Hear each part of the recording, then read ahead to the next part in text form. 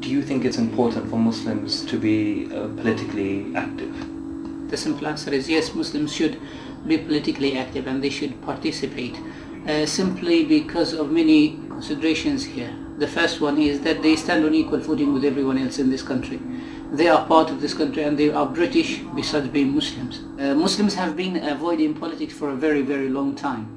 And this has caused them what miserable state we are in at the moment. So that when political decision makers try to do something, then we complain and say, why are they doing this against us?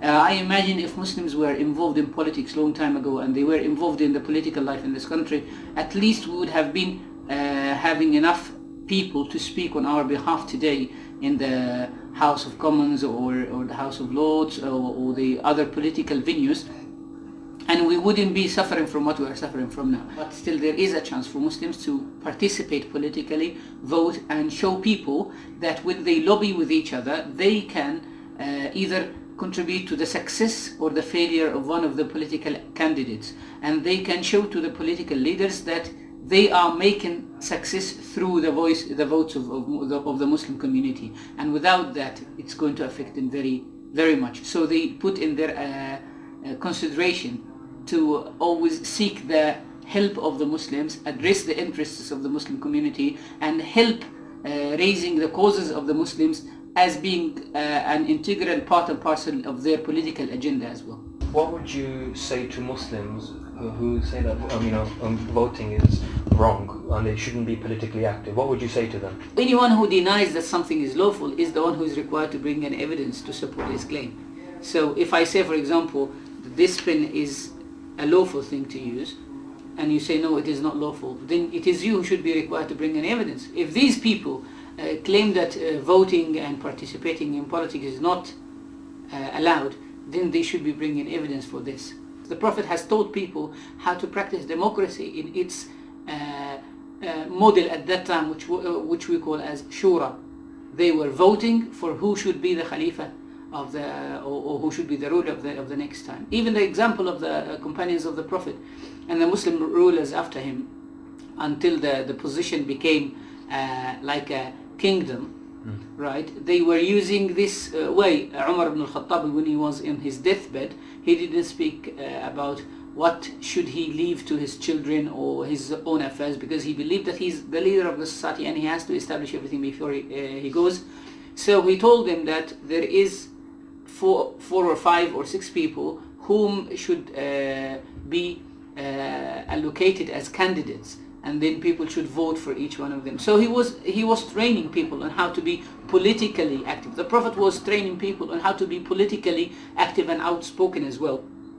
When in the Battle of Badr, he spoke to the people and said, well, what do you think about this position, or where am I camping? And people said, is that something which is chosen by revelation? Then we have no say into it, or it is something that we can plan about it. So teaching people how to plan for their life, teaching people how to allocate things in certain places, and how to do things is a mini training for them to be political leaders. As Muslims, how important is accountability for us? There is a big accountability of the leaders, that they, being leaders, they enjoy lots of benefits. They enjoy being leaders. They enjoy speaking on behalf of other people, and this would satiate I would say, the need in the hearts of some people to be able to, in the forefront, be always like bright faces of the community.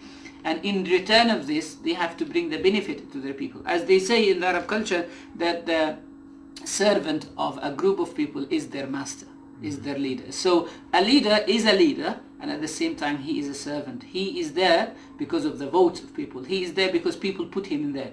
And he has to know that if he is not qualified enough to be in that position, meaning he is not fulfilling his duties towards his people, they can kick him out and bring someone else who can serve their cause better. So what message would you like to give to Muslims in this day and age, in the problems and the situations we are facing? We should stop being judgmental.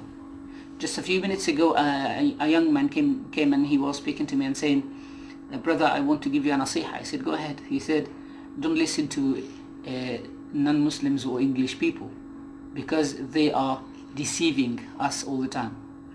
I said, well, do you trust that I am a sensible person? He said, of course. I said, well, then as a sensible person, I have to listen to everyone and then I've got mind to evaluate what is good and what is bad, and then see. That's number one. Number two, you have committed big mistakes here. Number one, you have been judgmental towards these people by claiming that they are deceptors or they are deceiving us. You cannot. It is exactly as worse as when someone says all Muslims are terrorists. This is as worse as this. If we don't want people to be judgmental about us, we have to avoid being judgmental about them. There are so many good people amongst non-Muslims who are standing up for the Muslim causes, and they are not claiming any connection with what is being said on their behalf. Even if some people are a bit aggressive or a bit stereotyping, it is either because we want them to stereotype us, or it is because they need to learn who are we. So we need to get out to people, to speak to them, to integrate to the society, to treat this society and feel home, that we are here home. We are not aliens. We are not coming from another culture, and we just want to be here for a number of years and then go back sometime later on. Or some brothers say, well, I'm here temporarily and I want to go and live in a Muslim country. This is the land of Allah, and being the servants of Allah, we have a religious responsibility of establishing our existence in this land, working for the welfare of this land. I wouldn't find it by any means embarrassing to say that I love this land. This is I find that as Islamically